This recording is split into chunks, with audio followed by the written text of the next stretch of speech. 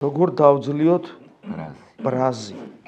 მრისხანება ეს არის ღმერთისაგან მოცემული თვისება და ჩვენ კვლავ ბუდიზმს გამოვიყენებ ამ შემთხვევაში, რომელიც ებრძვის ადამიანში არსებულ სიცოცხლის მანიშნებელ, რომ სიცოცხლე რო არის ჩვენში, ხო, ხან გაბრაზდები, ხან გაგიხარდება, ხან გეწყინება, ხან და ასე შემდეგ, ხო, ესე ვლინდება ჩვენ გზნობებში, ემოციებში. ამიტომ ეს ემოციები და გზნობები და სურვილები ადამიანს ტანჯავენ და ამიტომ ბუდიზმმა გადაწყვიტა ღმერთს არ იცნობდა რა, რომ ესე იგი ჩაკლას ეს სურვილები, რომ ტანჯვისგან განთავისუფლდეს.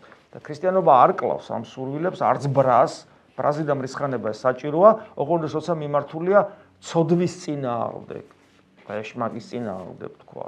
და ძირითადად ეს ხდება საკუთარი თავის წინააღმდეგ, საკუთარ თავში ცოდვის წინააღმდეგ. ხოლო მოყვასის წინააღმდეგ მიმართული მრისხანება, ცოდვა, რომელიც იკვებება შენი სიამაყით და ეგოიზმით.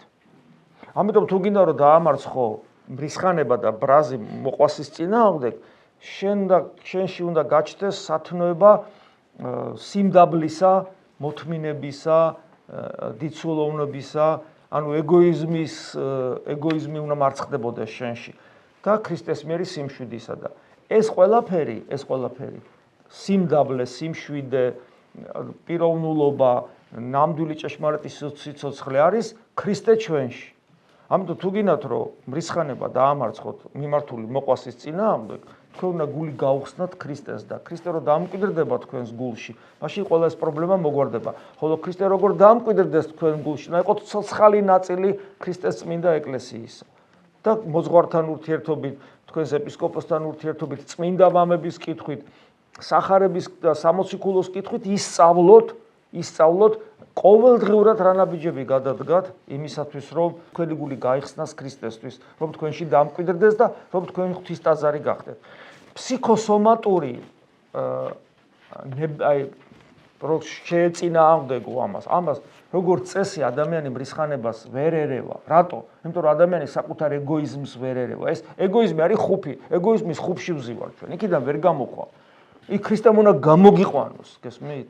ამიტომ ქრისტეს გარეშე და რა თქმა უნდა არსებობს კიდევ ერთი ეს მაგალითი მგონი ერთ შეხვედრაზე მოვყვებით, ცნობილი მაგალითია, როგორ მოხდა ერთი ახალგაზრდა ბერი მონასტერში დაინახა, რომ ერთ-ერთი ბერი გამოირჩეოდა სხვა ბერებისგან იმით, რომ არავისთან კონფრონტაციაში არ შედიოდა.